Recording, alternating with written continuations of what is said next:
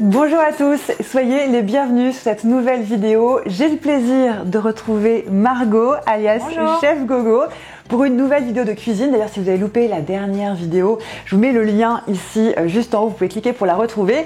Et je vous mets évidemment toutes les infos sur Margot dans la barre de description sous la vidéo. Alors vous le savez, on approche de Noël. Qui dit Noël dit repas de Noël. Donc j'ai demandé à Margot de nous préparer un repas de Noël, en tout cas un plat et un dessert assez typique pour Noël, pour avoir un Noël bien classe, bien traditionnel. Margot, qu'est-ce que tu nous as préparé pour ce repas de Noël? Alors, pour le plat, je vous ai prévu ce que j'ai moi-même fait à Noël l'année dernière. Donc, c'est une dinde farcie aux chanterelles. C'est délicieux et pas très compliqué à faire. Et puis pour le dessert, une bûche roulée traditionnelle s'imposait. Donc ce sera une bûche roulée, comme tu m'as dit que tu adorais le chocolat blanc. Ouais. J'ai choisi de faire chocolat blanc framboise. Donc voilà pour le dessert. Ça va être top. Et bien parfait, on se retrouve juste après le générique.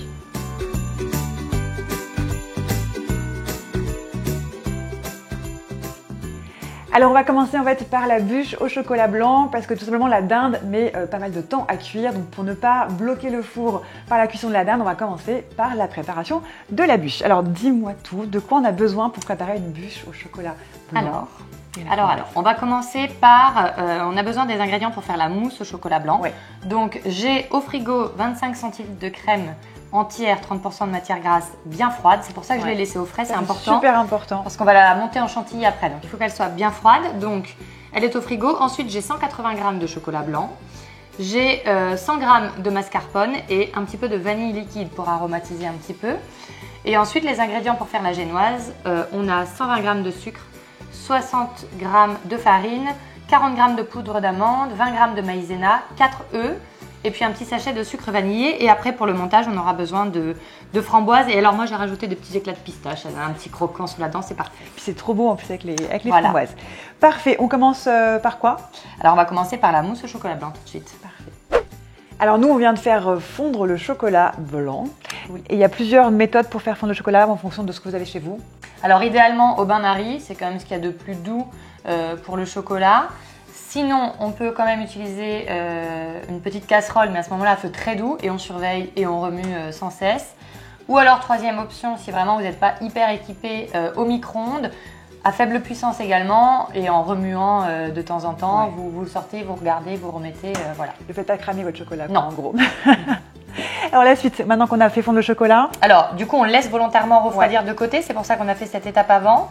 Là, je vais aller chercher la crème liquide, on va la monter en chantilly. Bah, c'est parti, je m'en charge. Allez. Allez. Merci. Donc là, on a 25 centilitres de crème liquide entière bien froide. C'est vraiment important. Et donc là, je vais la monter en chantilly en fait avec mon batteur électrique. On peut utiliser un robot pâtissier si vous en avez un. Donc c'est tout simple, hein. Vraiment, on la fouette, elle va monter. Et quand elle sera suffisamment ferme, on ajoutera un petit peu de vanille et de mascarpone. C'est parti. Allez, go.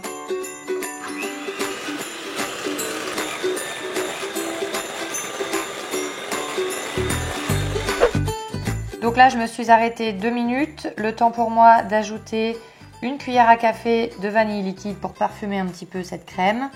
Et puis, je vais ajouter également le mascarpone qui va nous aider à avoir une crème un petit peu plus ferme aussi. Hop, on a 100 g de mascarpone et je vais refouetter à nouveau. C'est parti.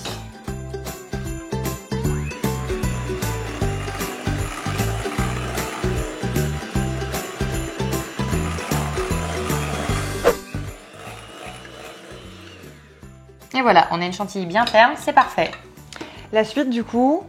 Alors là, on va prendre le chocolat blanc qui est un petit peu refroidi et on va l'ajouter en plusieurs fois dans la crème chantilly. Ça va nous faire une mousse qu'on va ensuite réserver au frais le temps de faire la génoise. C'est parti. Donc là, je verse un petit peu de chocolat. Je m'arrête, je vais déjà mélanger ça. Donc il faut mélanger délicatement pour garder une préparation aérée. Et on mélange jusqu'à ce qu'on obtienne une mousse assez homogène. Donc là, j'en remets un petit peu. En tout, on fait 2 ou 3 ajouts jusqu'à ce qu'on n'ait plus de chocolat blanc. On remélange à chaque fois.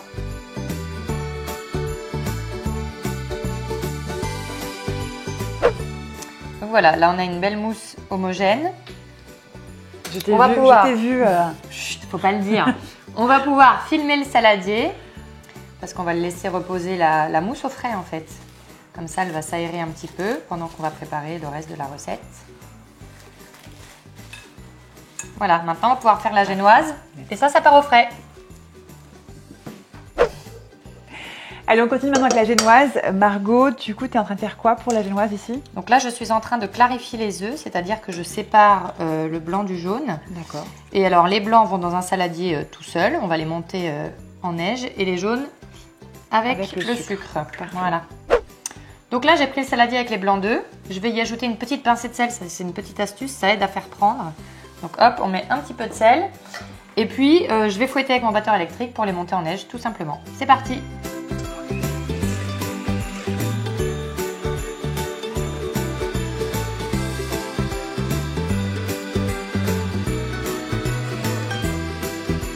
Hop, là je m'arrête, ils sont assez fermes. Et là, est-ce que tu connais l'astuce Ingrid pour vérifier qu'ils sont bien fermes? Non. Laisse-toi faire, hein, n'aie pas peur. Normalement, on les retourne au-dessus de la tête. Tu l'as fait? Oui. Et tu vois, rien n'est tombé, ça veut dire que les blancs sont bien fermes. Petit coup de chaud.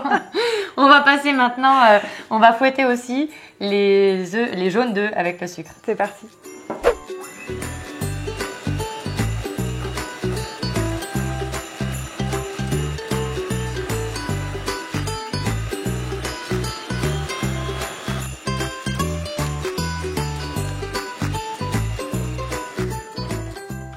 Donc voilà, donc là j'ai ajouté en même temps le sachet de sucre vanillé pour parfumer un peu la génoise pendant que j'ai fouetté.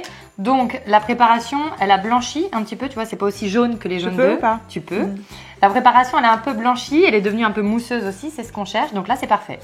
Nickel. La suite, hein, du coup? Alors du coup, on va prendre un nouveau saladier et on va y verser notre préparation là avec les jaunes d'œufs. On va incorporer les ingrédients secs. Ok. Et encore après, on va pouvoir ajouter les blancs montés en neige et ce sera tout pour la génoise. Let's go.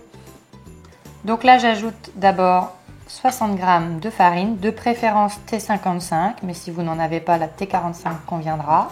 Ensuite, 40 g de poudre d'amande. Et pour finir, 20 g de maïzena pour donner un peu de moelleux à notre génoise. Donc là, vous voyez, j'ai incorporé les ingrédients secs et c'est vrai que ça fait une pâte un petit peu épaisse. Du coup, on va tout de suite prélever un tiers seulement des blancs en neige qu'on va mettre dans la préparation et qu'on va mélanger au fouet manuel pour ce qui s'appelle détendre notre préparation. C'est-à-dire que rendre un petit peu moins épaisse cette pâte avant d'ajouter le reste des blancs qu'on ajoutera cette fois à l'aide d'une maryse. Donc là, voilà, je détends ma préparation, je mélange au fouet. Voilà, et on obtient quelque chose d'un peu moins ferme. Donc là, cette fois, je vais incorporer encore un tiers de la préparation des blancs en neige. Par contre, je vais venir les incorporer délicatement. C'est vraiment une étape importante pour conserver le côté aéré des blancs en neige. On vient les incorporer vraiment en remuant tout délicatement avec la maryse. C'est ce qui va nous permettre d'avoir une génoise bien aérée, bien moelleuse. Et on va faire comme ça pour les deux derniers ajouts de blanc d'œuf. Donc là, je finis de mélanger délicatement cet appareil à génoise. Donc on a lancé le préchauffage du four à 180 ou thermostat 6. Donc voilà, là on obtient un appareil, vous voyez, ça fait un petit peu... il est aéré parce qu'il fait des petites bulles, donc c'est parfait, ça veut dire qu'on obtiendra une génoise bien moelleuse. Et alors Ingrid, est-ce que tu sais comment on sait que cette génoise est prête? Non. Tu vas pas me le faire. Non, je rigole. Pas sur la tête. Non, ce coup-ci on ne met pas sur la tête. Non, c'était une petite blague. Bon, ben sérieusement, alors pas sur la tête, mais on la met où? Alors cette génoise, on va la mettre sur une plaque de four. Je mange en même temps, c'est n'importe quoi. Sur une plaque de four recouverte d'un papier de cuisson, on va l'étaler pour avoir une génoise d'à peu près 1 cm de hauteur. D'accord. Donc c'est parti. Hop.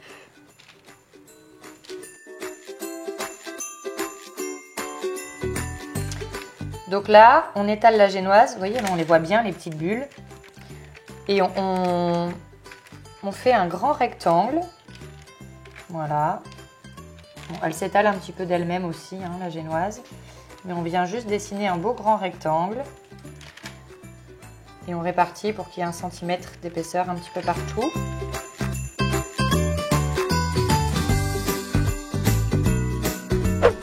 Donc là, on enfourne. Oui, ça y est, c'est prêt. Donc c'est parti.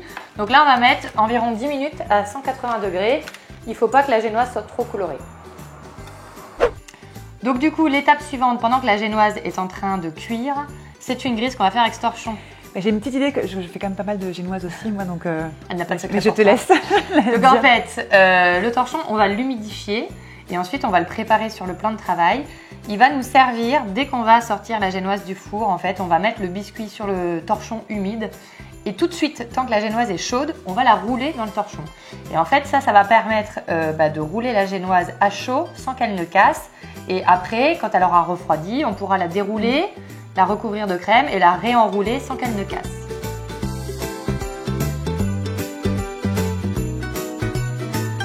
Donc là, elle vient juste de sortir du four, donc je me dépêche. Je la prends, la génoise. Elle colle au papier, donc hop, je me permets de la retourner sur le torchon. Et ensuite, délicatement, on vient décoller le papier cuisson. Voilà, comme ça, c'est parfait. Vous voyez, elle est toute chaude. Ça fume. Ça fume, ça fume. Hop. Délicatement. Voilà.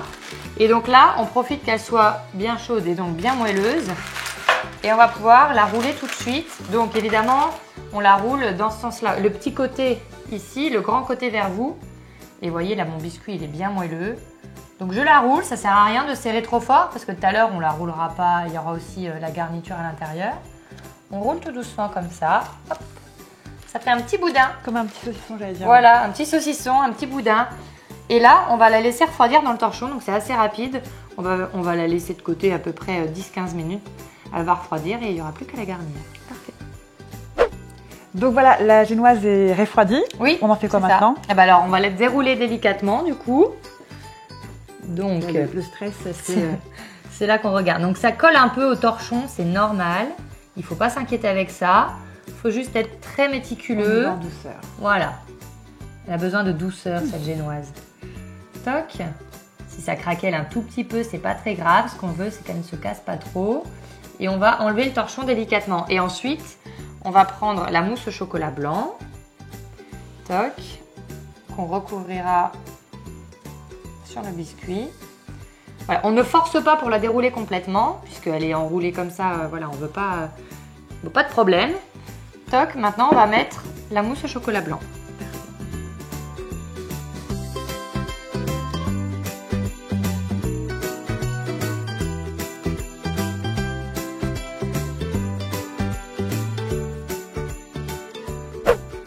Donc là, j'ai étalé une généreuse couche de mousse au chocolat blanc et ce que je fais, c'est que je place des framboises du côté où la génoise est toute enroulée.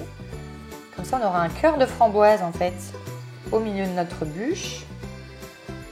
Donc on est généreux avec les framboises, on adore ça. C'est le côté un peu fraîcheur de la bûche. Et en fait, on va enrouler ensuite autour. Toc, voilà, on a mis toutes nos petites framboises. Je vais en rajouter une ici. Avant d'enrouler, on va mettre quelques éclats de pistache parce que ça donne un petit côté croquant en fait. Moi j'adore. Ça se marie très bien avec le chocolat blanc et la framboise. Donc on met des éclats de pistache sur toute notre crème. C'est ultra gourmand. Bon, c'est pas obligatoire, si vous n'aimez pas la pistache, vous n'en mettez pas. Ou on peut aussi mettre du pralin, donc des petits éclats de noisettes sans que ce soit de la pistache. Mais c'est vraiment intéressant ce côté croustillant sous la dent. Toc. Et maintenant, il n'y a plus qu'à rouler. Donc là, il ne reste plus qu'à enrouler notre bûche. Et en même temps de finir de la décoller du torchon. On y va tout doucement. On ne serre pas trop pour pas que la crème déborde. Toc. J'ai un petit commis, c'est parfait. Voilà. Bon, alors on va pouvoir enlever un petit peu l'excédent de crème. C'est pas très grave. Ça, c'est le point positif. On va la avec manger les au doigt. Voilà. Toc. Elle est magnifique. Hop. On va lui faire du coup une petite tenue de Voilà. soirée. Il ne reste plus qu'à la Noël. décorer. Donc là, la bûche est prête, on vient de la mettre sur le plat sur lequel on va dresser. En fait, une fois qu'elle sera pleine de crème, on ne pourra plus trop la déplacer. Donc placez-la sur un plat, un plat rectangulaire comme ça, ou une petite semelle de bûche cartonnée, comme ça se vend dans les magasins. Et bien parfait. Et puis je te laisse maintenant faire. Bah oui, alors là, du coup, je me suis équipée aussi de petites spatules coudées. C'est toujours bien utile quand il faut faire le dressage. Donc là, en fait, on va prendre le reste de crème au chocolat blanc, de mousse au chocolat blanc. On va venir recouvrir toute la bûche et puis après on décore. Donc nous on va mettre un peu d'éclat de pistache, un petit peu de framboise. N'hésitez pas, si vous avez d'autres des billes en sucre par exemple pour décorer, ça peut être utile. Donc là voilà, je vais prendre ma crème, je dépose sur mon biscuit et je vais venir l'étaler après avec mes spatules coudées pour recouvrir toute ma bûche. Hop, c'est parti.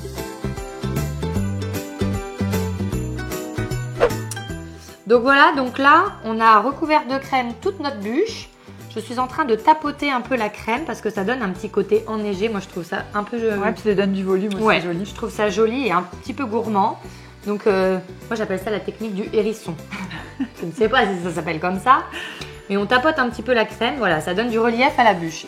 On a aussi coupé les extrémités parce que ça permet d'avoir voilà, c'est plus net, une découpe plus nette et puis c'est plus gourmand parce qu'on voit vraiment bien là, la découpe. Vous voyez pas trop, mais on voit la petite framboise. On vous la montrera dans un autre plan vidéo, mais voilà, c'est délicieux. Donc il ne nous reste plus qu'à la décorer. Ouais. Donc moi je vais mettre des petits éclats de pistache et puis si tu veux, toi tu peux mettre. Voilà, j'en ai mis partout. Toc. C'est trop joli. Elle est pas belle cette petite bûche. Préférence, je les mets dans quel sens, Margot? Moi j'aime bien quand on voit pas le trou, quand on voit juste le dos vers la bûche. Ouais, voilà. Bon, après, faites comme vous voulez, bien sûr. Oui, hein. bien sûr. Il n'y a pas de règles, voilà, bien écrites. Tac. C'est pas joli. Et alors aussi, si on peut, vous pouvez mettre des petits décors en sucre. Je sais qu'à la maison, moi j'ai des petits flocons un peu en sucre blanc. Vous pouvez mettre des petites billes aussi nacrées, enfin... N'hésitez pas, de la petite feuille d'or aussi, si vraiment vous voulez faire des desserts classe avec des petites feuilles d'or, ça peut être très chouette. Donc voilà, donc nous on a fait un décor simple. On va surtout la manger maintenant, cette bûche. Et voilà, elle est finie, qu'est-ce que t'en penses? Elle est parfaite, il n'y a plus qu'à la goûter. Ah bah tout de suite, allez c'est parti.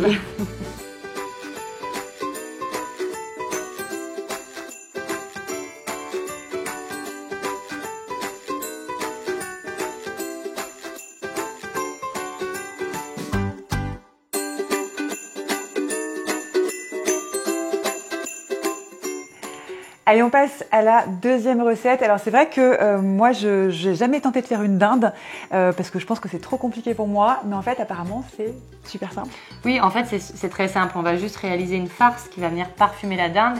Et après, clairement, c'est le four qui s'en occupe, quoi. Donc, on aura juste quelques cuissons que je vais bien détailler pour que, voilà, il y a différents thermostats et différentes durées de cuisson. Mais en soi, il n'y a rien de très compliqué. En fait, c'est long à cuire, mais c'est facile à faire. Exactement. Ok. Alors, de quoi on a besoin du coup? Alors, du coup, alors évidemment, une dinde. Donc là, j'en ai pris une qui fait à peu près 3 kg pour aller 6-8 personnes, suivant s'ils ont des bons appétits ou pas. Mais voilà, à peu près 3 kg de dinde. On a des chanterelles, donc ça c'est vraiment les petits champignons qui vont venir, qui vont être dans la farce et qui vont venir parfumer la dinde. J'en ai pris 200 grammes. Ensuite on a 2 oignons, 2 échalotes, quelques cerneaux de noix là-bas, c'est pareil, ça va donner un peu de croquant dans la farce, vous allez voir, c'est très bon. On a 2 tranches de pain de mie complet et un petit peu de lait, on va les imbiber, ça c'est ce qui va servir à faire le liant de la farce. D'accord. Donc voilà, très important. Ensuite on a du persil, 10 centilitres de vin blanc sec. Et là, j'ai préparé un petit bouillon de volaille. Donc voilà, c'est de l'eau chaude et puis les petites cuillères de bouillon déshydraté qu'on vient justement réhydrater dans l'eau chaude. Donc là, on en a fait à peu près 75 centilitres. Ouais, voilà, à peu près. Là, ça fume encore un peu, il est chaud. Les odeurs, nous, c'est magnifique. On peut faire un petit litre si vous voulez être sûr d'avoir ce qu'il faut. On va vraiment immerger la dinde dedans. Donc voilà, on va faire 75 centilitres ou un petit litre, ça suffit. Donc il n'y a plus qu'à. Donc la première étape, c'est de préparer les chanterelles. Donc nous, on a triché un peu pour que la vidéo aille plus vite parce que sinon on sera encore là demain. Du coup, on les a préparés. Alors, les champignons, c'est des aliments qui sont spongieux, donc on évite de les passer sous l'eau pour les nettoyer parce que des fois, il peut y avoir un peu de terre, un peu de feuilles mortes. Moi, ce que je fais, c'est que je prends un petit pinceau alimentaire, je les frotte un peu, tu vois, pour les nettoyer. On coupe le bout du pied aussi. Et après, ben voilà, vous voyez, je les ai coupés en petits morceaux. Je les ai voilà, hachés menus. Parce que ça va être dans la farce, donc on n'a pas besoin d'avoir des gros morceaux. D'accord. Donc voilà, les chanterelles sont prêtes, du coup je les mets de côté. Et donc là, l'étape suivante, donc on a déjà épluché l'oignon et les échalotes, enfin les oignons. Donc là, non, c'est un oignon. Voilà, un là oignon, on deux prend échalotes. l'équivalent d'un oignon, les 2 échalotes, et en fait on va venir les mixer. Encore une fois, comme c'est pour faire une farce, on veut que ce soit vraiment finement haché. Donc j'ai pris mon petit mixeur électrique. Je vais mettre un peu d'oignon, un peu d'échalote. Je vais faire en plusieurs fois parce que le bol n'a pas une grande contenance. Mais hop, je vais remettre les couvercles comme ça. Et j'appuie, je hache, je mixe et après je vais les mettre dans la poêle. Toc, c'est parti. Oh merde. Ah non, il fallait... Excusez-moi, il fallait pas que je secoue à gauche. Attends. Non. Regardez, vous avez rien vu. Voilà, parfait. C'est ça que je voulais faire. Attends, encore un petit peu. Au cas où, si vous ne connaissez pas le personnage, voilà, Chef Gogo. Voilà, ça donne envie de me suivre. Tu m'as bien vendu. Donc ça, on met au fur et à mesure. Alors moi, j'ai pris ce qui va me servir d'ustensile de cuisson après, c'est mon wok. Hop, et je recommence jusqu'à tout hacher. C'est une frayeur, je ne sais pas si vous, ça vous a fait peur et moi j'ai eu peur. T'inquiète pas, Ingrid, tu vois, je laisse passer. Voilà. Je fais attention maintenant. Toc. Donc là, on a fini, on a donc haché l'équivalent d'un oignon sur les 2 qui sont prévus dans la recette. On en a mis qu'un, ça c'est pour la farce. Et donc les 2 échalotes. Et là, on va mettre à feu moyen. Je vais venir mettre un bon filet d'huile d'olive et on va commencer par refaire revenir à l'huile d'olive en remuant un petit peu. Et dans quelques minutes, on ajoutera les chanterelles. Donc là, les oignons et les échalotes sont devenus translucides. Je vais venir ajouter les chanterelles et on va, ce qu'on appelle, les laisser suer. Elles vont rendre un petit peu d'eau. On remue et on attend quelques minutes.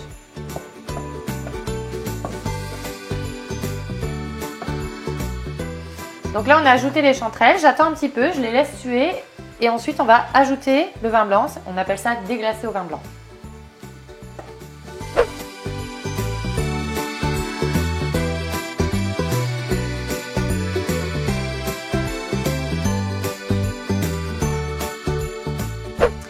Donc là, on va laisser le vin blanc s'évaporer un peu. On va attendre quelques minutes et ensuite on reviendra vers le plan de travail. Donc là, ce qu'on va faire, Ingrid, c'est qu'on va venir imbiber le pain de mie avec un peu de lait. Donc on verse à l'œil, hein, comme ça. C'est vraiment, ça c'est ce qui va servir de liant la farce. Ouais, voilà. Je me permets. Oui, vas-y. Il faut juste que le pain de mie, je peux même... J'en mets partout, bien sûr. Attends, mais j'en remets du coup. Il faut le laisser dans l'assiette, le lait, Ingrid. Voilà. Moi qui voulais rendre service. Donc là, on attend un peu. Voilà, il faut que le pain de mie s'imbibe de lait.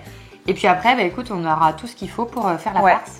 Je vais prendre les chanterelles, c'est bon? Oui, c'est bon, tu peux y aller. Ouais. C'est parti.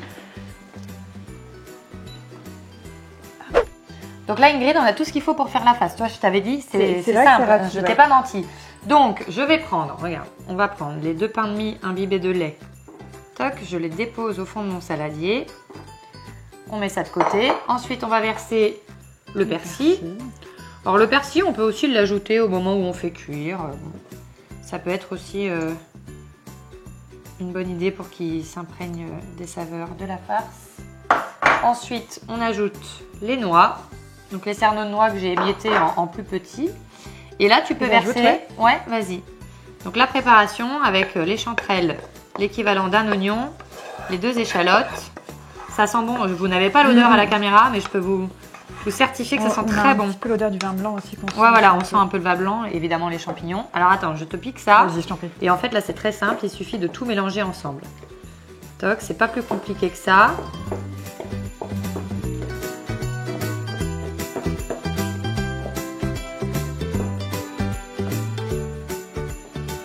Donc voilà, là j'ai fini de bien mélanger, tu vois, ça fait un mélange bien homogène. Donc là on va venir saler et poivrer, donc assaisonner la farce, c'est important quand même si après on va aussi ressaler et repoivrer dans le plat. On n'hésite pas. Au besoin, on goûte pour ajuster. On dit toujours qu'il faut goûter quand on cuisine. Toc. Et donc là, bah, tu vois, la farce est prête, Ingrid. Donc, il restera plus qu'à la mettre dans la dinde. Alors, j'ai vu que tu avais prévu. C'est l'époque... Moi, je m'attendais à mettre à l'ancienne, tu vois. Non, alors c'est l'étape qui est pas très glamour, mais j'ai une astuce pour rendre la tâche moins ingrate. C'est que moi, effectivement, je mets ma farce dans une poche à douille.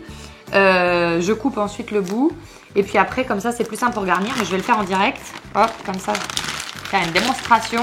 Donc, je mets la poche comme ça. Je vais venir mettre ma farce dedans. Toc. Ouais, je veux bien. Ça sent vraiment très bon. Je me répète, mais ça sent vraiment très bon. Toc. Voilà. Encore un petit peu.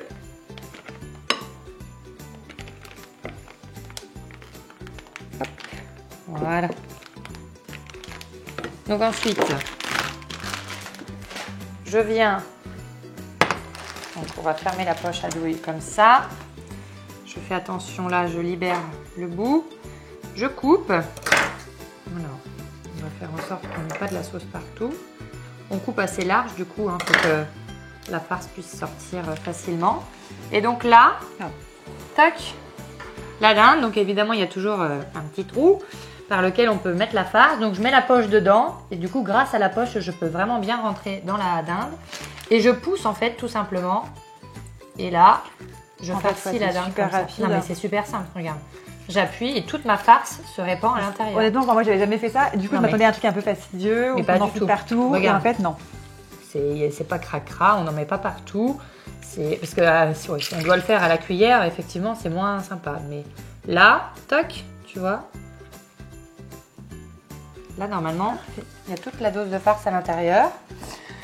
Donc, alors là, la dinde est farcie. Donc nous, pour la réalisation de la vidéo, on va la cuire tout de suite, on va la mettre au four. Cependant, je vous conseille, vous, à la maison, si vous avez le temps, de faire cette farce le matin. Et ensuite, là, vu que la farce est pleine de saveurs, ce qui est chouette, c'est de mettre la dinde au frais pendant 4 heures. Comme ça, vraiment, on a les chairs de la viande qui s'imprègnent des saveurs de la farce. Donc là, idéalement, chez vous, vous mettez ça au frais 4 heures, vous la filmez à la limite. Et puis, seulement, par exemple, en début d'après-midi, on peut lancer la cuisson. Okay. Donc voilà, mais nous, on va vous montrer tout de suite comment on va préparer la cuisson de cette dinde. Alors avant la dernière étape de la cuisson, on a encore un tout petit truc à faire. Oui. Dis-moi. Alors on va préparer la dinde juste avant de la mettre au four. Donc très important. Déjà là, ce qu'on peut faire, c'est saler la viande. Hop, mettre un peu de sel, un peu de poivre. On n'en manquera jamais. On assaisonne. Ensuite, il va falloir verser le bouillon. Ouais. Donc en fait, le bouillon, c'est donc une petite préparation qu'on va mettre pour immerger le coffre de la dinde. Et on verse dessus. Voilà, on verse dessus et puis pendant la cuisson, je le détaillerai après, mais on arrosera la viande avec ce bouillon. Ça permet d'éviter d'avoir une viande trop sèche en fait. Okay. Donc je vais prendre juste une autre cuillère que j'ai préparée là. Hop. Et tu mets pas tout, tu mets juste... En fait là, je vais te dire que je vais faire à l'œil, je vais voir ce que ça donne. En fait, moi je regarde par rapport au niveau de bouillon que ça donne dans le plat, tu vois. Toc. On dit vraiment qu'il faut que ça immerge le coffre. Allez, en général, on va dire qu'à vue d'œil, il faut qu'il y ait un bon centimètre de bouillon, tu sais, dans le fond du plat. Toc, on en met bien partout. Hop. On va mettre encore un peu. Après, suivant la taille du plat, du coup, ça peut complètement varier. Hein, tu vois, je disais tout à l'heure qu'il faut adapter. C'est comme les temps de cuisson au four. Il faut toujours adapter. D'un four à l'autre, c'est jamais pareil. Moi, j'aime bien donner plutôt des indications de visuellement à quoi ça doit ressembler la recette. À quel moment visuellement on voit que c'est cuit. Quand on fait par exemple un biscuit ou tout à l'heure la génoise par exemple. Voilà. Vaut mieux voir à quoi ça doit ressembler, visualiser à quoi ça doit ressembler plutôt que respecter bêtement un temps de cuisson parce que d'un four à l'autre ça peut changer. Donc là je pense qu'on a assez de bouillon. Je vais venir mettre autour, en fait c'est le deuxième oignon qu'on est venu couper en quartiers. Voilà. On peut mettre là, on peut en mettre un petit peu là entre les cuisses de la dame. Là, hop, regarde, ça va parfumer un peu. On en met autour, hop. Et là, on peut saler un peu parce qu'avec le bouillon le sel est parti. Là on peut estimer que notre dinde est prête à être au four. Mais alors là, Ingrid, je vais détailler un petit peu parce qu'il y a différents temps de cuisson. Donc je vais détailler ça tout de suite. Ok, je vais enfourner. Oui. On n'a pas préchauffé le four, c'est normal? C'est normal, c'est le début de la cuisson en four à froid, donc c'est normal. Donc tu peux aller le mettre. C'est lourd. Est-ce que tu peux m'ouvrir? Attends, petite assistante, vas-y. Merci. Pas de souci. Donc là, Ingrid est en train de mettre la dinde donc, dans un four froid, c'est normal. Vous l'allumez, vous le mettez à 120 degrés et d'abord, vous laissez cuire 1 heure comme ça. Ensuite, au bout d'1 heure, vous montez la température à 170. Et là encore, vous laissez la dinde pendant 1 heure à 170, mais en prenant la précaution d'arroser. Oui, comme tu disais, de bien arroser. Avec le bouillon toutes les 30 minutes. Donc ça vraiment, pas sur le premier temps de cuisson, il n'y a pas besoin. Mais dès qu'on passe à 170, toutes les demi-heures, hop, on vient arroser un petit peu. Faut pas que la viande soit trop sèche en fait. Ça va permettre d'éviter d'avoir une viande trop sèche. Et donc, quand on a fait 1 heure à 120, 1 heure à 170, ensuite on remet encore 30 minutes et ce coup-ci on monte le four à 200. Okay. Et c'est les dernières 30 minutes de cuisson et après ça vous avez une viande qui est parfaite. Ok. Et comment on peut l'accompagner ce plat? Alors en termes d'accompagnement, moi ce que je trouve sympa c'est les petites pommes grenailles, je trouve que ça va toujours bien avec la dinde. Donc ce qu'on peut faire c'est que sur la dernière demi-heure, là où on met le four à 200, eh bien avant de pousser à 200 et de laisser pour les 30 dernières minutes de cuisson, vous ajoutez des petites pommes grenailles tout autour de la dinde, là dans le plat, dans le jus. Et on peut même ajouter des girolles. C'est vraiment, ça donne encore plus de champignons, c'est très très bon. Ce qui est top, c'est que du coup, on n'a pas besoin de cuire à côté. On met ça à la fin de cuisson. C'est ça, c'est quand même très pratique. C'est qu'on met tout dans le même plat. Voilà, juste sur la dernière demi-heure, vous mettez des grosses girolles tout autour, les petites pommes grenailles avec un peu de gros sel et il n'y a plus qu'à se régaler.